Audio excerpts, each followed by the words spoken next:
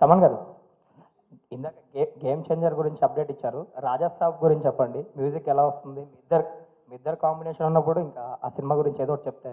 అంటే మాకు ఇప్పుడు మీకు ఎలా ఇదో మేము స్ట్రెస్ చేసుకునే తిరుగుతున్నాం, డ్రెస్ చేసుకుని తిరగట్లేదు. మాకుండే ప్రాబ్లమ్స్ మాకున్నాయి. కల్కిలో ఆయన హిట్ కొట్టిన తర్వాత మాకు బట్ మాకేంటంటే చాలా రోజుల తర్వాత ప్రభాస్ గారు ఒక కమర్షియల్ ఆల్బమ్తో వస్తున్నారు. సో అది మాకు ఒక చిన్న బ్రీతింగ్, మంచి సాంగ్స్ డ్యాన్స్ నెంబర్స్ చేయడానికి మాకు మళ్ళీ ప్రభాస్ గారు ఎప్పుడు అలా చూడడం నాకు ఇంట్రెస్టింగ్గా ఉంది. So we just waiting for it అంతే. టెంటేటివ్గా ఫస్ట్ సింగిల్ ఎప్పుడు ఉండొచ్చు అండి? టెంటేటివ్గా ఫస్ట్ సింగిల్.